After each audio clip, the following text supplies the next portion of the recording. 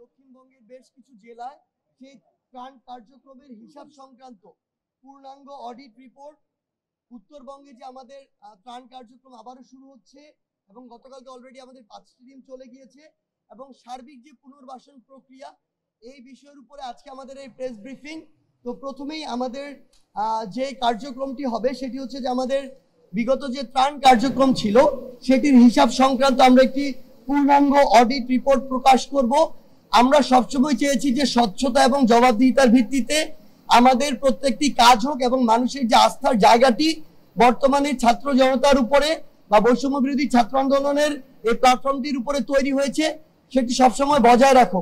সেটির ধারাবাহিকতায় আমরা আমাদের জায়গা থেকে 10 সেপ্টেম্বর বাংলাদেশের অন্যতম সেরা একটি অডিট ফার্ম তাদের সাথে আমরা যোগাযোগ করি এবং 10 সেপ্টেম্বর থেকে আজকে পূর্ণাঙ্গভাবে তারা তাদের জায়গা থেকে প্রত্যেকটি ক্ষেত্রে তারা বলবেন পুঙ্খানুপুঙ্খভাবে এই অডিটটি করে আজকে এটি সম্পন্ন করেছেন। প্রায় 20 দিনের মতো এখানে সময় লেগেছে এবং সেই জায়গা থেকেই আসলে আমাদের কিছুটা বিলম্ব হয়েছে।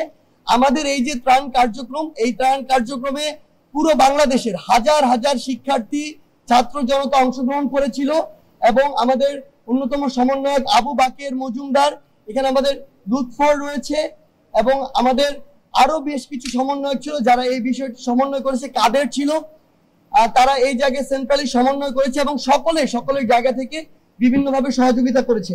তো প্রথমেই আমাদের যে অডিট ফার্মটি ছিল আমরা তাদেরকে অনুরোধ করব তারা যে অডিট করে যে তাদের রিপোর্টটি রয়েছে সেটি প্রকাশ করার জন্য আমরা তাকে অনুরোধ করছি।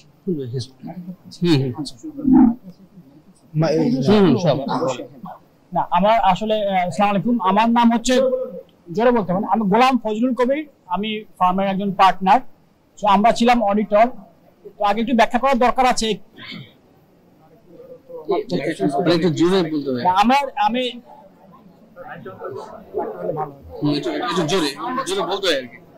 যাই হোক আমি বলার চেষ্টা করি তাহলে আপনারা শুনতে পারবেন।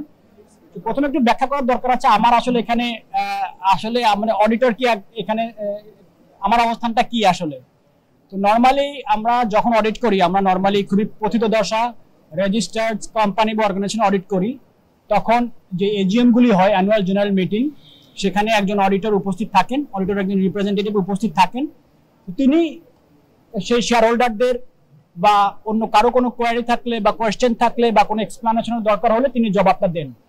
যেহেতু বৈষম্য বিরোধী ছাত্র আন্দোলনের এটা কোনো রেজিস্টার্ড অর্গানাইজেশন তেমন না আইনগত ভিত্তিতে, তো তাদের এজিএম তো ওইভাবে স্ট্রাকচার্ড না। ফলে তারা যখন আজকে তারা সিদ্ধান্ত নিল যে আজকে প্রেস ব্রিফিং এর মাধ্যমে তাদের এই অডিটেড ফাইন্যান্সিয়াল স্টেটমেন্টের ফ্যাক্টস এন্ড ফিগারগুলি তারা পাবলিকের কাছে দিবেন, তখন তারা অনুরোধ করলো যে আমরা যেন থাকি, যাতে ফলে সমস্ত বিষয়গুলি খুব ক্লিয়ার কাট, যেহেতু এটা টেকনিক্যাল বিষয়, কিছু ব্যাপার হয়তো ব্যাখ্যা করার দরকার হতে পারে। সেটা আমাদের অডিট শুরু হয়েছিল 10 সেপ্টেম্বর, যখন বৈষম্য বিরোধী ছাত্র আন্দোলনের কিছু সমন্বয়ক আমাদের কাছে এসেছিলেন ভলান্টারিলি। সম্ভবত আইনগতভাবে তাদের আসলে অডিট করাটা ম্যান্ডেটরি ছিল না, তারা ভলান্টারিলি আমাদের কাছে এসছেন, এসে বলেছেন যে লেটাস আমরা আমাদের কাগজপত্র আছে যা আছে আমরা অডিট করতে চাই। তো অডিট শুরু হয়েছে, আজকে আমাদের অডিট শেষ হয়েছে। আমাদের অডিট পিরিয়ড কভার করেছে 21শে অগাস্ট থেকে 30শে সেপ্টেম্বর পর্যন্ত। আজকে 1 অক্টোবর, তার মানে গতকালকে পর্যন্ত আমাদের অডিটের পিরিয়ড ছিল। এর মধ্যে যত কিছু ঘটনা ঘটেছে, যত কিছু ফাইন্যান্সিয়াল ট্রানজাকশনগুলি ঘটেছে, সেগুলি আমরা আমাদের অডিট রিপোর্টের মধ্যে নিয়ে এসেছি। এখন আমি অডিট রিপোর্টে আমাদের যে অডিটটা খুবই এক্সটেন্সিভ অডিট ছিল, 20 দিন সময় লেগেছে। আমরা বিভিন্ন রকম কোয়ারি করেছি, আমরা আমাদের অডিট প্রসিডিউর অ্যাপ্লাই করেছি, যখন যেটা দরকার হয়েছে থার্ড পার্টি কনফার্মেশন করেছি। পরে আমাদের যেই অডিট রিপোর্টের কিছু বিষয় আমি মনে করি যে আমি সমন্বয়কে নিশ্চয়ই বলবেন, তার আগে আমি কিছু তথ্য আপনাদেরকে দিলে তাহলে হয়তো জিনিসটা আরো ক্লিয়ার হবে। অডিট রিপোর্টের আমাদের এই অডিট রিপোর্ট তারা 2 ধরনের ডোনেশন তারা পেয়েছিল জাতির কাছ থেকে, মানে যা ডোনেট করেছে। একটা ছিল যে ডোনেশন ইন কাইন্ড, আরটা ছিল donation in cash. Donation in kind হচ্ছে যে যারা পোশাক আশাক তারপরে রিলিফ সামগ্রী দিয়েছে, এগুলি আমাদের অডিট আমরা এগুলি যে প্রজেক্ট আমরা ব্যাখ্যা করেছি, কিন্তু এগুলি আমাদের অডিটের আওতার মধ্যে ছিল না, কিন্তু এগুলোতে টাকায় কনভার্ট করা যায় না। আমরা অডিট করছি ফাইন্যান্সিয়াল অডিট, মোস্টলি আমরা করেছি ফাইন্যান্সিয়াল অডিট। তারা কত টাকা পেয়েছে, কত টাকা আয় করেছে, কত টাকা ব্যয় করেছে, কত টাকা স্থিতি অ্যাজ অফ 30 সেপ্টেম্বর 2024 আছে সেটা। তারপরেও আমাদের নন ক্যাশ যে ট্রানজাকশন, সেটা আমি একটু না বললেই নয়। তারা এই 13 থেকে 15 দিনে যতটুকু ডকুমেন্টেশন আমরা দেখেছি, তারা প্রায় আমাদের ডকুমেন্টেশন তাদের রিপ্রেজেন্টেশন অনুযায়ী তারা প্রায় 190 ট্রাক ত্রাণ পাঠিয়েছিলেন। 190 ট্রাক ত্রাণ পাঠিয়েছেন, কভার করেছেন প্রায় 15 থেকে 16টি জেলা। প্রত্যেকটি ট্রাকে অন অ্যান অ্যাভারেজ 800 থেকে 1000 হয়তো তাদের ইউনিট অফ ত্রাণ ছিল। সেই হিসেব করলে প্রায় তারা প্রায় 200,000 মানে 2 লক্ষ ইউনিট অফ প্যাকেট তারা ত্রাণ দিয়েছেন। এটা ছিল তাদের। এর বাইরে কাপড় চোপড় ছিল, এর বাইরে পানির বোতল ছিল, আর যা যা কিছু ছিল সেটা গেল ডোনেশন ইন কাইন্ড, যেটা পাওয়া গেছে সেটা। ক্যাশের ক্ষেত্রে এবার আমি বলি যেটা মোস্ট ইম্পর্টেন্ট, বৈষম্য বিরোধী ছাত্র আন্দোলন তারা ডোনেশন প্রায় পেয়েছিল প্রায় আমাদের হিসাব মতো, এবং তাদের হাতে সকল ডকুমেন্ট দেখে আমরা যে রিপোর্টে যেটা আছে 11,69,84,420 টাকা। 11,69,84,420 টাকা। এর মধ্যে ব্যাংকের মাধ্যমে তারা পেয়েছে প্রায় 78 লাখ টাকা, 78,57,216 টাকা। তারা মোবাইল ফাইন্যান্সিয়াল সার্ভিস অর্থাৎ বিকাশ, নগদ, রকেট এই সমস্ত সার্ভিসের মাধ্যমে তারা টাকা রিসিভ করেছিল 99,44,369 টাকা। ক্যাশ ডোনেশন সবচেয়ে বেশি, তারা ক্যাশ রিসিভ করেছিল 9,15,15,725 টাকা। তারা ক্যাশ পেয়েছিল টিএসসিতে যে বুথগুলি তারা করেছিল সেখানে ক্যাশ পেয়েছে 9,85,15,725 টাকা। আদার রিসিপ্ট ছিল কিছু, আদার রিসিপ্ট হচ্ছে আমরা তারা বলেছে আদার রিসিপ্ট 6,67,110 টাকা। এই আদার রিসিপ্টের মধ্যে অনেক কিছু আছে। তারা কিছু প্রাইজ বন্ড পেয়েছিল অল্প কিছু, তারা কিছু স্বর্ণ পেয়েছিল, তারা স্বর্ণগুলি বিক্রি করে দিয়েছে 95,000 টাকায়। এটা তারা আমাদেরকে ভাউচার দিয়েছে। তারা কিছু স্ক্র্যাপ সেল করেছে, এই যে তারপরে কিছু যে পড়ে থাকা যে জিনিসগুলি ছিল বস্তা, তারপরে পানির বোতল, এইগুলি বিক্রি করে তারা প্রায় পেয়েছে হচ্ছে এই সবকিছু মিলে তারা 6,67,110 টাকা তারা পেয়েছে।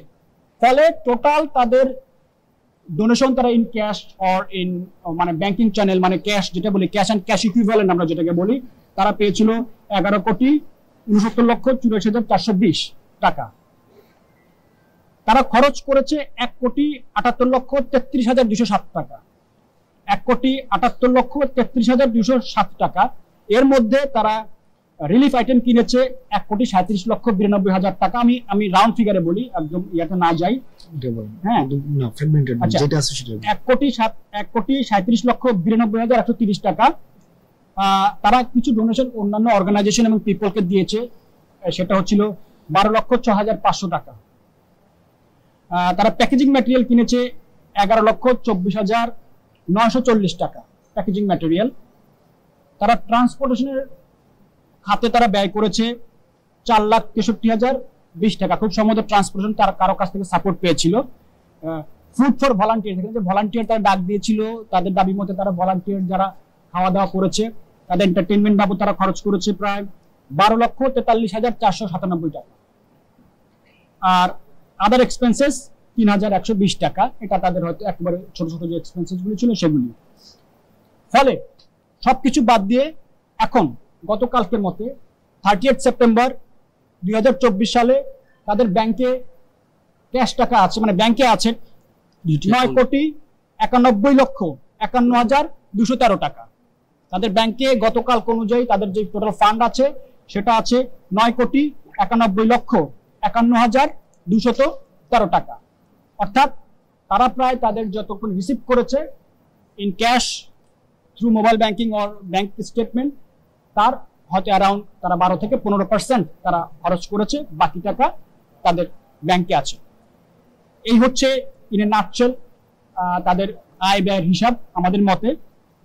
যদিও তারা প্রথমে যখন যেদিন এসেছিল তারা তাদের যে ড্রাফট যে অ্যাকাউন্ট ছিল সেই অ্যাকাউন্টের ভিত্তিতে এত টাকা থাকার কথা ছিল না। পরবর্তীতে আমাদের অডিট প্রসিডিউর, তারপরে তাদের আরো ডকুমেন্টেশন যখন আমরা চাই তখন বিভিন্ন খাত থেকে দেখা গেল কিছু কিছু জিনিস তারা যে স্টেটমেন্ট তৈরি করেছিল সেগুলি থেকে অমিট হয়েছে, ওগুলি করে সবগুলি এসছে। আরেকটি গুরুত্বপূর্ণ ব্যাপার যেটা জানা দরকার, তারা বিভিন্ন ব্যক্তিগত কিছু জায়গা থেকে অ্যাকাউন্ট থেকে টাকা নিয়েছিল for the sake of emergency as per they say, যে তাদের যে মোবাইল অ্যাকাউন্ট, রকেট অ্যাকাউন্ট, এগুলো সবই ব্যক্তির নামে ছিল। ইনফ্যাক্ট ব্যক্তির নামে ব্যাংক অ্যাকাউন্টে তারা টাকা নিয়েছে।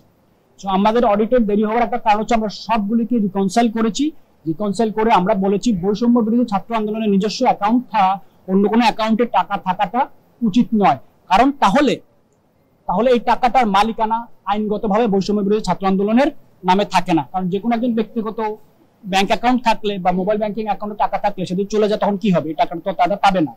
তো এখন আমরা আমাদের রিকমেন্ডেশন তারা শুনেছেন, এখন তাদের এই যে 9,91,00,000 টাকা, 9,91,51,213 টাকা, এই সমস্ত টাকাটাই বৈষম্য বিরোধী ছাত্র আন্দোলনের নিজস্ব যে ব্যাংক অ্যাকাউন্ট আছে, দুটি যে ব্যাংক অ্যাকাউন্ট আছে, সেই ব্যাংক অ্যাকাউন্টে আছে। সেই ব্যাংক অ্যাকাউন্টগুলির সিগনেটরিজ হচ্ছেন 3 জন, একজন ইউনিভার্সিটির শিক্ষক সহ। এই ছিল মোটামুটি ভাবে তাদের আয় ব্যয়ের একটা সামারি। আর অডিটে ওনাদের মিস্টার সমন্বয়ক যিনি বললেন যে 20 দিন লেগেছে, আবার আমরা একটু কনসার্ন ছিলাম, সোশ্যাল মিডিয়াতে এটা নিয়ে অনেক কথাবার্তা হচ্ছিল। সো অডিট হচ্ছে টেকনিক্যাল ব্যাপার, আমরা তো আর তারা যেটা নিয়ে আসবে সেটাই তো আমরা অডিট করে দিতে গেলে তো আমাদের ওখানে কোয়ারি করতে হয়, আমাদেরকে অনেক প্রসিডিউর ফলো করতে হয়। সো অডিট অ্যাকাউন্টস ক্লোজ হওয়ার পরেও আমাদেরকে অনেক কাগজপত্র দেখতে হয়েছে, অনেক কিছু কোয়ারি করতে হয়েছে।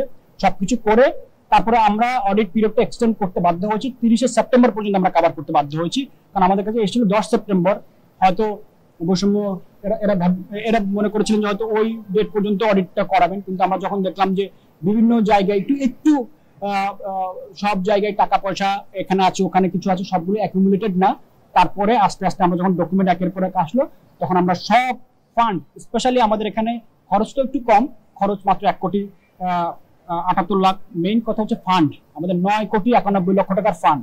এটা বৈষম্য বিরোধী ছাত্র আন্দোলন যে মূল অ্যাকাউন্ট, ব্যাংক অ্যাকাউন্ট, সেটা আছে এবং সেটার মালিক তারা। এটা এনশিওর করার পরে আমরা আজকে তাদেরকে অডিট রিপোর্টটা দিয়েছি।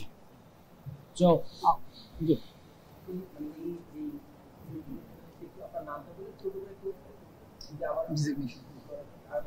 আচ্ছা, আমার নাম হচ্ছে গোলাম ফজলুল কবির FCA। আমি PKF আজিজ হালিম খায়ের চৌধুরী চার্টার্ড অ্যাকাউন্টেন্টসের পার্টনার। আমরা এই বৈষম্য বিরোধী ছাত্র আন্দোলনের এই যে ইমার্জেন্সি রিলিফ ফান্ড, এটার অডিটর হিসেবে আমরা কাজ করেছি। আর আমাদের ফার্ম হচ্ছে PKF ইন্টারন্যাশনালের বাংলাদেশের মেম্বার ফার্ম। এই আর কিছু কি বলতে হবে?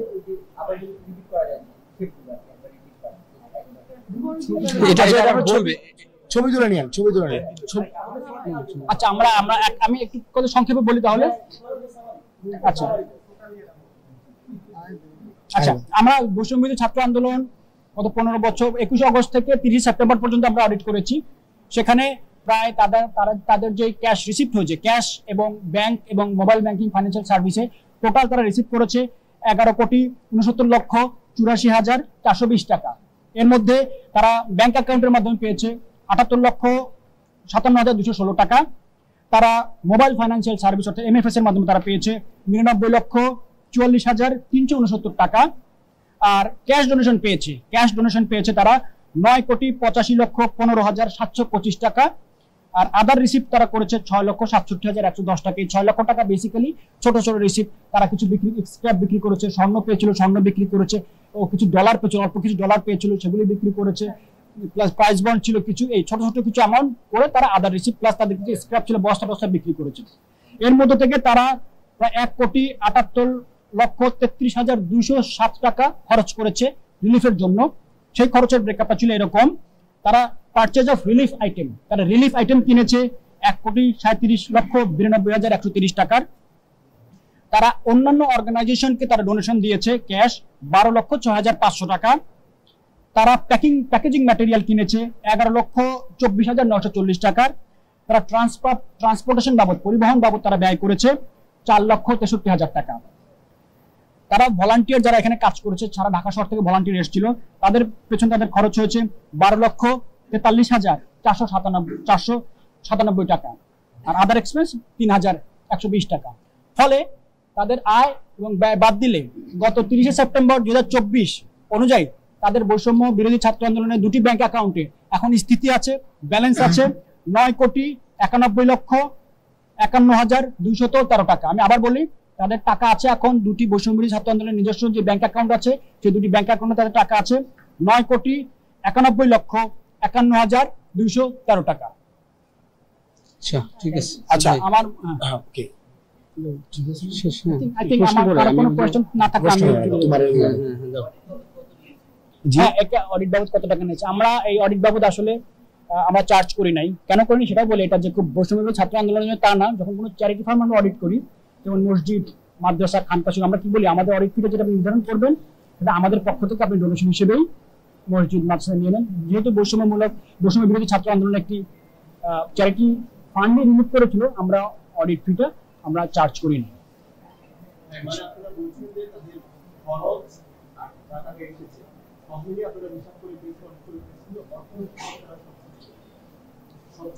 হ্যাঁ, আমরা এমন কোনো কিছু খুঁজে পাইনি যার ফলে আমরা রিপোর্ট করতে পারি যে এই না, স্বচ্ছ ছিল, অবশ্যই স্বচ্ছ ছিল। আরেকটা ব্যাপার হচ্ছে যে অডিট কিরকম হয়, তারা প্রথম যখন ড্রাফট অ্যাকাউন্ট তারা করেছিল তখন তারা বলেছিল প্রায় 9,35,37 লক্ষ টাকার মতো তাদের আছে। পর আমাদের অডিট, এক্সটেন্সিভ অডিট রিভিল করার পর দেখলাম যে না, আসলে 9,91 লক্ষ টাকা আছে। এটা যদি তারা অ্যাকসেপ্ট না করতো, মানে হয় কি অডিটর তো একটা রিক্যালকুলেট করে, রিকনসিলিয়েশন করে, সবকিছু করে তারা যদি এটা মেনে নেয় তাহলে তার রিপোর্ট করার কিছু নেই। আর এটা হচ্ছে যে ফান্ডের ব্যাপার, তেমন তারা মেনে নিয়েছে যে আপনারা যেটা বলেছেন আমরা এগ্রি করি, এটা আমরা রিপোর্ট, এটাই রিপোর্ট। তার ফলে আর আমাদের রিপোর্ট করা ঠিক থাকবে না।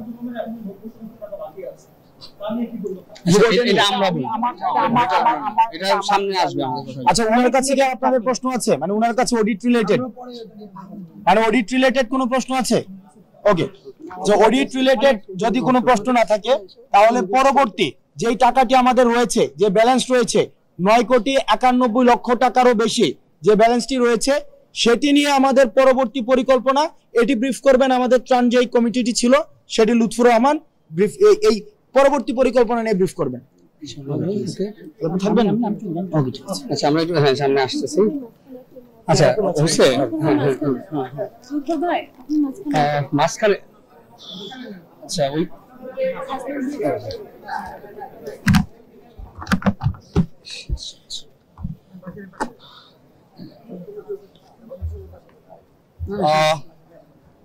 আমরা অডিট রিপোর্ট, মোটামুটি পূর্ণাঙ্গ অডিট রিপোর্ট আমরা শুনলাম।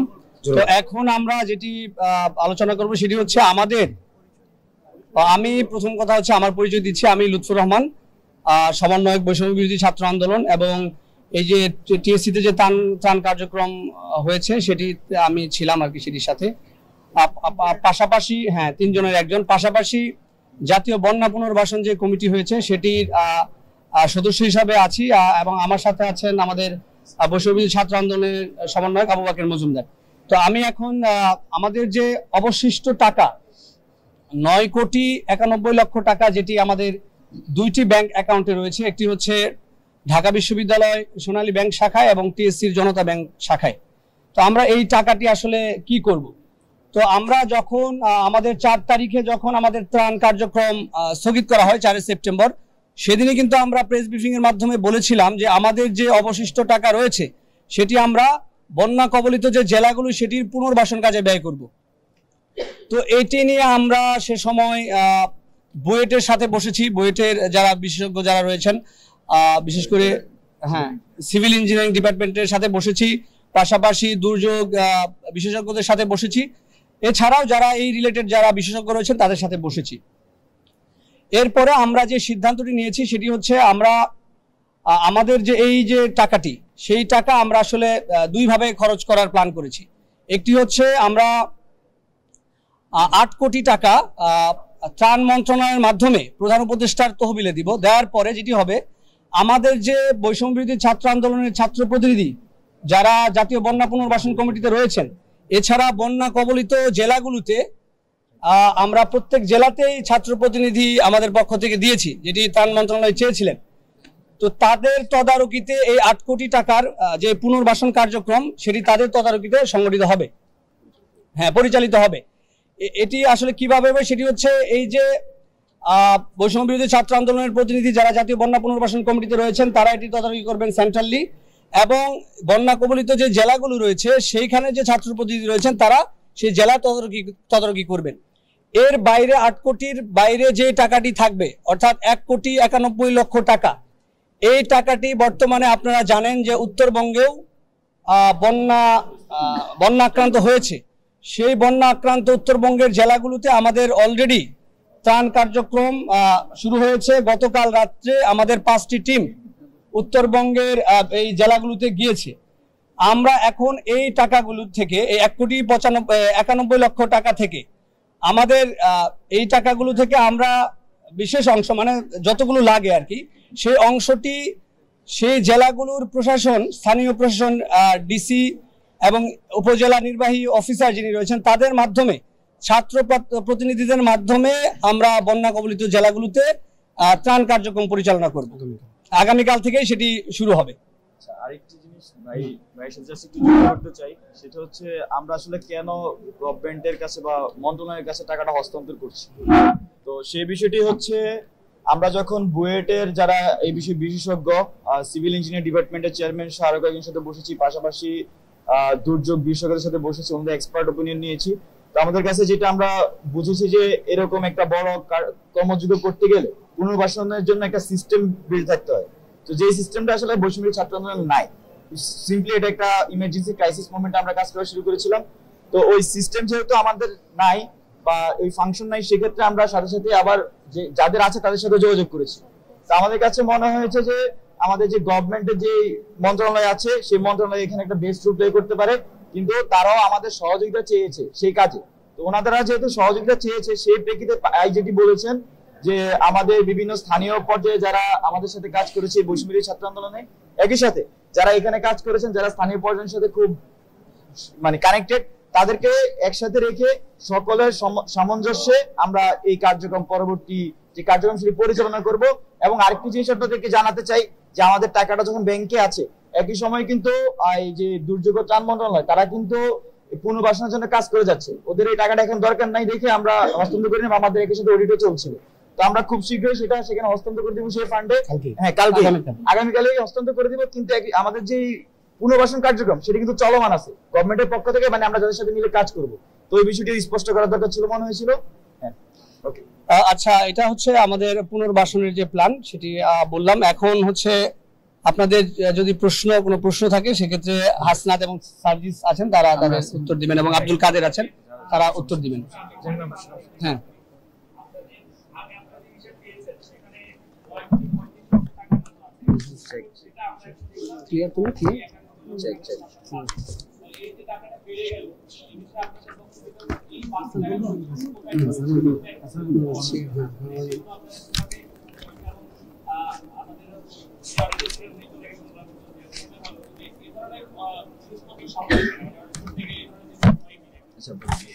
আচ্ছা, ওকে, ঠিক আছে। আমরা প্রথমে যখন ঘোষণা দিয়েছিলাম 9,37,00,000 টাকা, 35,00,000 টাকা, কিন্তু আজকে যখন আমরা পূর্ণাঙ্গ ওটিটি প্রকাশ করি, আজকে আমাদের হচ্ছে মোট স্থিতি রয়েছে 9,91,51,213 টাকা।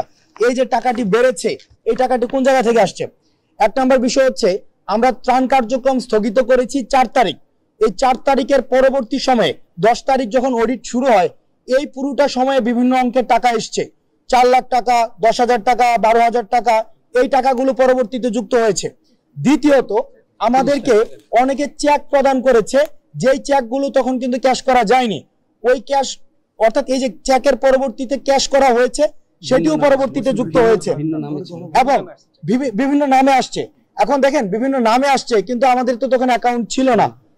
এই কারণে আমাদের অ্যাকাউন্ট করতে হয়েছে, দেন টাকাটাকে হচ্ছে আমাদের লিকুইড মানিতে ট্রান্সফার করার কারণে সেখানে অ্যাড হয়েছে। তৃতীয়ত, আমাদেরকে বিভিন্ন গহনা দিয়েছে, অনেকে স্ক্র্যাপ দিয়েছে, গহনা দিয়েছে। এই গহনাগুলোকে আবার আমাদেরকে বিক্রি করতে হয়েছে, এই গহনা বিক্রি করার টাকাটাও সেখানে অ্যাড হয়েছে।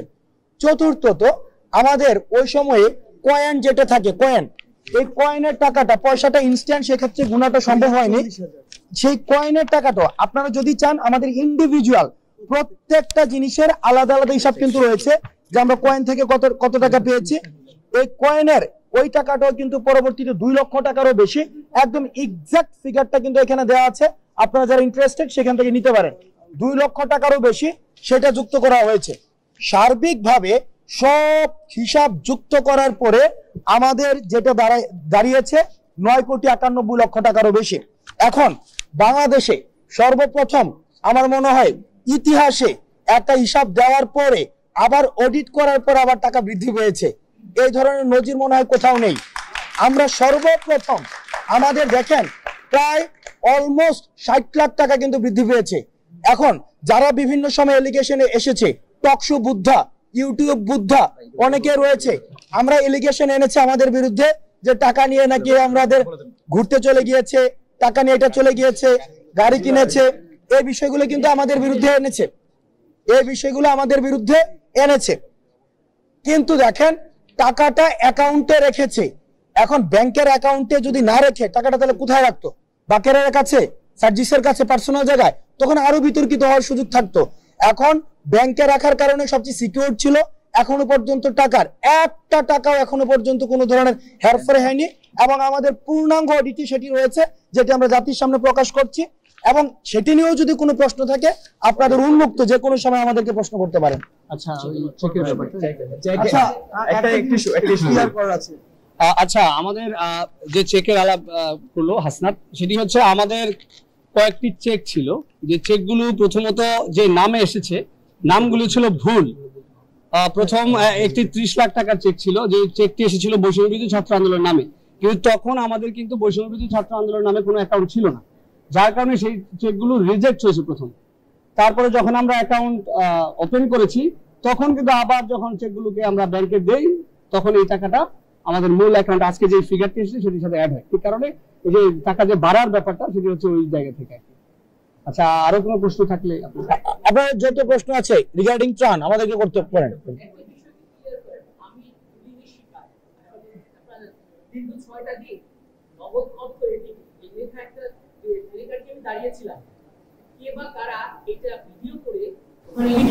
কত টাকা ভাগ পেয়েছে এই দিনে একটা পোস্ট করেছে, তারপর আমার জন্য পুষ্টি তুলে রাখি সেখানে চলছে।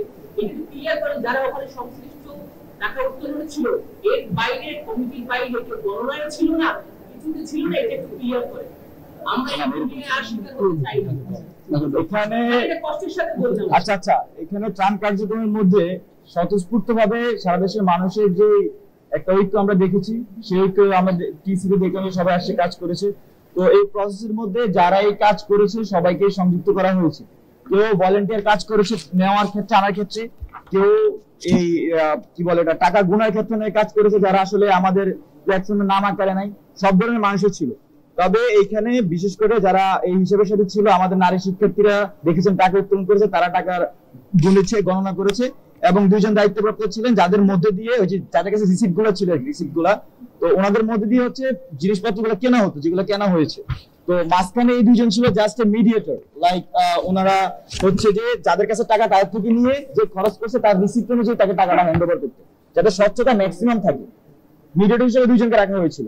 তো ওই 2 জনেই মূলত রিসিপ্ট গুলো নিয়ে এখন আবার যে অডিট টিম তাদের সাথে কথা বলে পুরো প্রসেসটা কমপ্লিট করেছে। তো সবকিছু মিলে এখানে সারা দেশের মানুষই কোনো না কোনো ভাবে কানেক্টেড ছিল।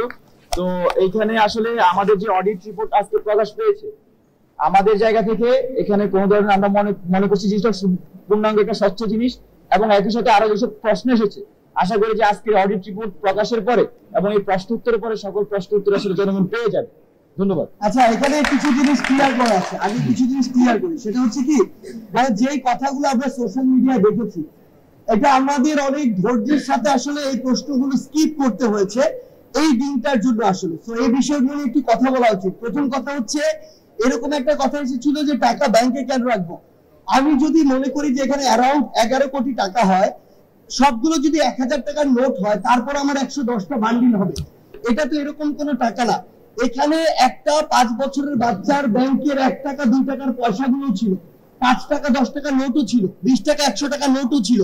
দেখা গিয়েছে যে 1 কোটি টাকা যদি একদিনে কালেক্ট হয়ে থাকে, সেইখান থেকে আমাদের এই জায়গায় প্রায় 2 বস্তা 3 বস্তা বা কার্টুনে এরকম টাকা ছিল। ইভেন কয়েনই 1 বস্তার মতো ছিল এরকম, যেগুলো কাউন্ট করা হয়নি, পরে শেষে গিয়ে কাউন্ট করা হয়েছে। তো এই যে টাকাগুলো, আমরা কেউ হলে থাকি, কেউ মেসে থাকি, কেউ হোস্টেলে থাকে, অথবা ইভেন যদি কেউ বাসাতেও থাকে, এই টাকাগুলো কেউ রাখার জন্য সিকিউর ফিল করবে না। ইভেন এগুলো যদি কোনো কারণে কোনো কারণে একটি দুর্ঘটনা হয় বা টাকাগুলো চুরি হয়, এই টাকাগুলো দেওয়ার মতো তো তার সামর্থ্য নাই, সেই জায়গা থেকে এটা সবচেয়ে সিকিউর ছিল যে ব্যাংকে রাখা, এই কারণে আমরা ব্যাংকে রেখেছি। কে কে ছিল? আমাদের একজন সমন্বয়ক লুৎফর সেখানে ছিল, আমাদের একজন সম্মানিত শিক্ষক উনি ছিলেন, এবং সাধারণ একজন শিক্ষার্থীর পক্ষ থেকে আরেকজন ছিলেন জান্নাত ফরিদ। তিনজনের সমন্বিত অ্যাকাউন্টে এই টাকাগুলো রাখা হয়েছে, যেগুলো এই রিপোর্ট ফাইলে ওনাদের সাইন হয়েছে ওই জায়গাগুলোতে। এরপরে যদি আপনি আসেন যে এই যে টাকাগুলো, আসলে এই টাকাগুলো এতদিন কেন দেরি হলো এই রিপোর্টটি প্রকাশ করতে, আপনারা জেনে থাকবেন যে আমরা 4 তারিখে আমাদের হিসাবটি বন্ধ করেছিলাম। 4 তারিখে যখন আমরা এটি বন্ধ করি, আমরা কিন্তু বিভিন্ন জায়গায় পরামর্শ নিয়েছি আমরা কিভাবে পুনর্বাসন প্রক্রিয়া যেতে পারি। আপনারা শুনেছেন যিনি অডিট অফিসার নিজেই বলেছেন 10 তারিখে তার নিকট যাওয়া হয়েছে, অর্থাৎ আমরা 1 সপ্তাহের মধ্যে কিভাবে আলটিমেটলি একটা স্বচ্ছতা জবাবদিহিতার জায়গায় যেতে পারি, মানুষের আস্থা ধরে রাখতে পারি, ওই প্রসেসে গিয়েছি। 10 তারিখে যখন গিয়েছি, আপনি তার কাছে আবার যদি চান আপনারা প্রশ্ন করতে পারেন তার ব্যক্তিগত মাধ্যমে, প্রত্যেকটি জায়গায় কোন একটি জায়গায় যদি 1 কেজি খেজুর কেনা হয়েছে, তার টিম সেখানে গিয়েছে ওই দোকানে, প্রত্যেকটি জায়গায় তৃতীয় পক্ষ হয়ে তিনি চেক করেছেন, এবং 10 তারিখ থেকে আজকে 1 তারিখ পর্যন্ত প্রায় 21 দিন সময় নিয়ে তিনি অডিটটি করেছেন। আমরা যদি আমাদের জায়গা থেকে 10 তারিখে বসে এরকম একটি প্রেস ব্রিফিং আমাদের রিপোর্টটি দিয়ে দিতাম, আমরা কিন্তু দিতে পারতাম, কথা উঠতো না কেন দেরি হয়েছে। কিন্তু এই যে স্বচ্ছতার জায়গাটি, জবাবদিহিতার জায়গা এবং দৃষ্টান্ত তৈরি করার জায়গায় আমরা এটিতে দিয়েছি, এবং এখানে আমাদের 20 দিন দেরি হয়েছে, এটা সত্য। আমরা এই সীমাবদ্ধতা স্বীকার করছি যে এই যে পুনর্বাসন প্রক্রিয়া আমাদের অর্থটি সরাসরি কিছুদিন পরে গিয়ে যোগ হচ্ছে, হয়তো প্রসেস তো বন্ধ হয়নি। আমরা আজকে অফিসিয়ালি ঘোষণার মাধ্যমে কালকে টাকাটি হস্তান্তর করব। সরকারের ত্রাণ মন্ত্রণালয় বা সেই যে উইংটি রয়েছে, আমাদের টিম মেম্বার গুলো সেখানে রয়েছে, সেখানে কাজ কিন্তু চলছে। অফিসিয়ালি হয়তো কালকে হস্তান্তর করবো। হয়তো আমি ধরে নিচ্ছি আমি যদি এই অডিটটি না করতাম কিছুদিন আগে করতে পারতাম, কিন্তু এই যে দৃষ্টান্তটি, স্বচ্ছতার জায়গাটি আমাদের মনে হচ্ছে এটি কিছুদিন পরের চেয়ে অনেক বেশি গুরুত্বপূর্ণ ছিল, এটি আমাদের এই জায়গাটি ছিল। আরেকটি যে জায়গাটিতে আসলে কথা বলা হলো ওর ভাইয়ের জায়গা থেকে, সেটি হচ্ছে দেখেন, মানে আমরা কেউ কি কল্পনা করতে পারি যে 2,40,000 টাকার উপর শুধু আমাদের এখানে পয়সা ছিল, আমাদের গহনা ছিল। ইভেন এমন আমরা একটি চেকের ক্ষেত্রে দেখেছি, ওটি যখন আমরা ক্যাশ করতে গিয়েছি ওখানে টাকা ছিল না, এরকমই একটি ঘটনা ঘটেছে। সামগ্রিক বিষয়গুলো অডিট অফিসার যারা রয়েছে, জনগণ যখন তাদের জায়গা থেকে বিভিন্ন কথা বলছে, এটা তো আমরা চাপ ফিল করি মানসিক ভাবে, কারণ আমরা তো জানি আমাদের জায়গায় এখানে 1 টাকা এদিক ওদিক হওয়ার কোনো সম্ভাবনা নেই। আমরা তাদেরকে চাপ প্রয়োগ করছি, কিন্তু তাদের কথা প্রত্যেকটি টাকার ব্যাপারে কনভিন্স না হওয়া পর্যন্ত আমরা আমাদের রিপোর্টটি প্রকাশ করব না, এবং সর্বশেষ আমরা আমাদের জায়গা থেকে আজকে অফিসিয়ালি প্রকাশ করলাম। আচ্ছা, একটা জিনিস এখানে উল্লেখ করতে চাই, মানে এই যে টাকা আমার এত টাকা রয়ে গেল কেন, যেটা কোশ্চেন আসে 90% টাকা কেন রয়ে গেল, তো এটার জন্য হচ্ছে আমার এখানে টিএসসি সহ যেসব জায়গায় ত্রাণ কার্যক্রম পরিচালিত হতো, এখানে 20 থেকে 25,000 প্রতিদিন প্যাকেট করতে পারতাম আমরা ম্যাক্সিমাম, সবকিছু মিলে।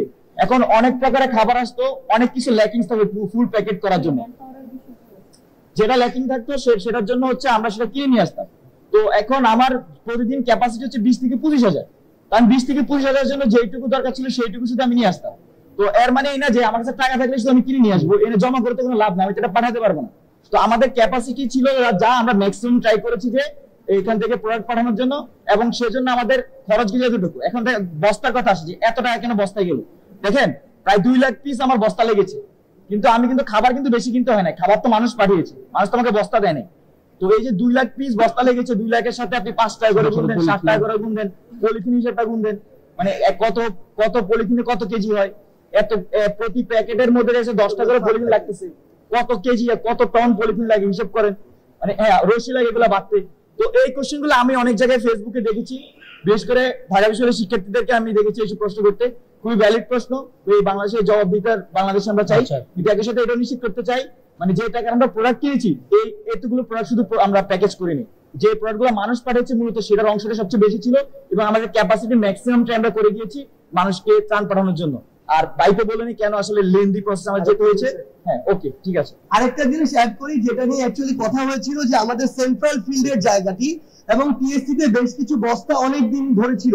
এখন এই যে গুরুত্বপূর্ণ একটি বিষয়টি, খুবই স্বাভাবিক, আমি যদি আমার তৃতীয় পক্ষের দৃষ্টিতে দেখতাম যে বিভিন্ন জায়গায় এরকম বস্তাগুলো রয়েছে এতদিন ধরে, তাহলে আমারও কোনো প্রশ্ন আসতো যে যেই ত্রাণগুলো আমি সেখানে দিলাম সেগুলো এখনো কেন এখানে, কেন মানুষের কাছে যায়নি। কিন্তু সবচেয়ে গুরুত্বপূর্ণ জিনিস যেটি ছবিতে দেখলে আমরা পার্থক্য করতে পারি না, কোন প্যাকেটের ভিতরে খাবার রয়েছে, কোন প্যাকেটের ভিতরে কাপড় রয়েছে। যখন একটি নির্দিষ্ট জেলা, একটি বিস্তৃত এলাকা এভাবে বন্যায় প্লাবিত এবং আমার এখানে অসংখ্য কাপড় আসছে, আমি জানি না কোন প্যাকেটের ভিতরে ছেলের কাপড় কোনটি মেয়ের কাপড়, আমি জানি না কোন কাপড়টি দেওয়ার উপযোগী কোনটা দেওয়ার উপযোগী না, আমি জানি না কোন কাপড়টি কোন বয়সে। এই জায়গাগুলো ইভেন আপনি যদি চিন্তা করেন, যখন বন্যা কবলিত ওই মানুষগুলো, তার ঘরে তো অসংখ্য কাপড় রয়েছে, সেগুলো বাঁচাতে পারছে না কেন? বন্যায় তার ঘর বাড়ি সব ভেসে গিয়েছে। সেই জায়গায় তার প্রধান ওই মুহূর্তে দরকার শুকনো খাবারটি। যখন তার এখন ঘরই ঠিক হয় নাই, থাকার জায়গাটা ঠিক হয় নাই, তার যে নিজের যে ম্যানেজমেন্ট সেটি ঠিক হয় না, এই জায়গায় আমি তাকে কাপড়টি কোথায় দিব?